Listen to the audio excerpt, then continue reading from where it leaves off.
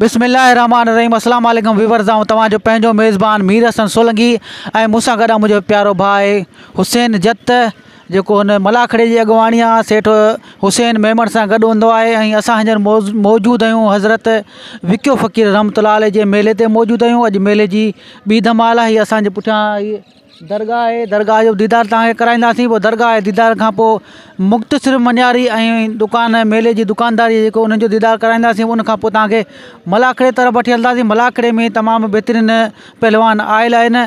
थर जा पहलवान आयल आहिनि, सिजावल ज़िले जा पहलवान आहिनि, ठठे ज़िले जा पहलवान आयल आहिनि ऐं इहे सभु पहलवान जेके आहिनि सेठ हुसैन मेमण जा घुरायल आहिनि ऐं तमामु बहितरीनु पहलवान आहिनि। बहितरीनु मुक़ाबिलो थींदो हज़रत विक्य फ़क़ीर रहमतुल्लाह जो मेलो। ऐं हाणे असां मलाखड़े तरफ़ हलंदासीं। मलाखड़े खे लाइक ऐं शेयर करणु बिल्कुलु न विसारींजो।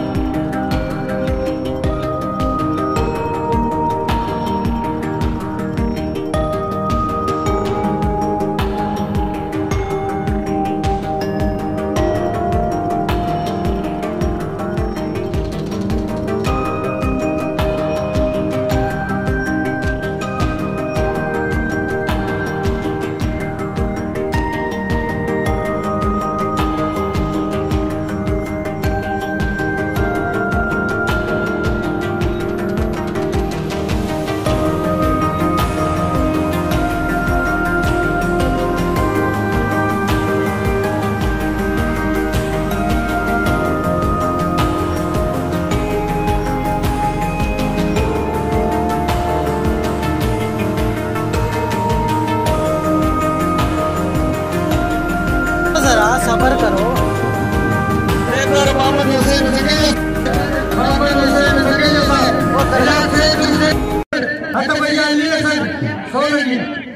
मेरो साईं विक्यो फकीर रहमतुल्लाह जो ॿियो मलाखड़ो ॿी धमाला जंहिंमें सिंधी कुंड पुरुष खां शौक़ीन खे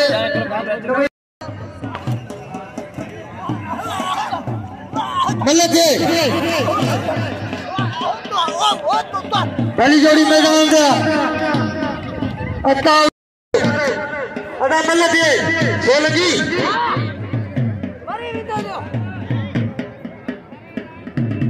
अदा मल्ल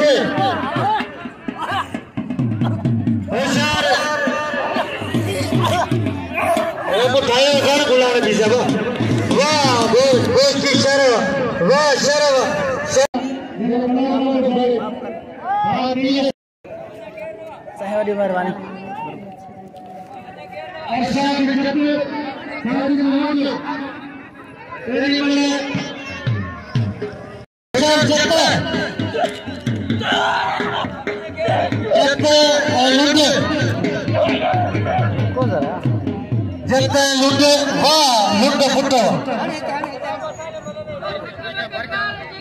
सोलंगी हुआ वॾी महिनत आहे जेको विक्यो फ़क़ीर मेलो पियो हलाए वीर हसन सोलंगी पंहिंजी दुनिया ॾिसंदी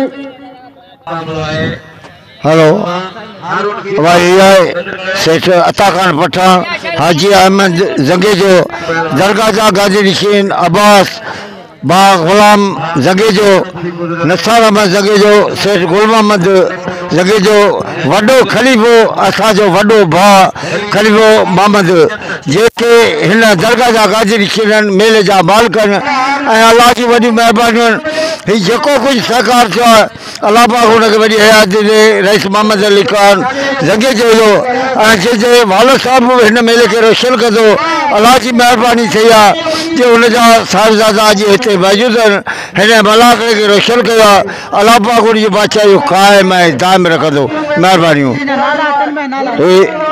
जी अलाह जंगे जो वॾो खलीफ़ो मोहम्मद उमर जेके राति ॾींहुं असांजी ख़िदमतूं कंदा पहलवाननि जूं वॾियूं महिरबानियूं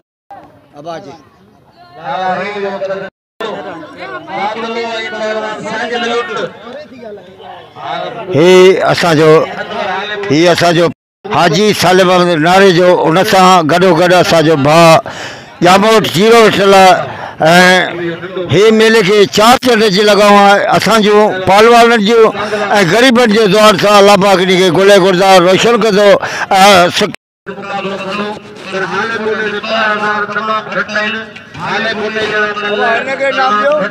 ज़ुल्फ़कार शाह पंहिंजी साथ संग सां चार चंड लॻायो हिन मेले खे जेको विक्यो फ़क़ीर जो मेलो आहे ऐं वॾी तमामु महिरबानी शौक़ीननि अमीरनि जी जिन इनाम ॾिनो पहलवाननि खे अनाउंसरनि खे पर गॾोगॾु असांजे वीर हसन सोलंगी साहिब खे जेका तव्हां इज़त ॾिनी आहे अलाह साईं तव्हांखे ख़ुशि कंदो वॾी महिरबानी मुशीर चाकर लाला रहीम मुक़ाबिलो कंदा लाला रहीम पठान वाह वाह यार साईं बड़ी मेहरबानी तेरा मोहम्मद खलीफे साहब की मेहरबानी ये इनाम मोकिलियो आहे 500 रुपया अलाह बचे पार्टी के 500 रुपया अनाउंस वाह।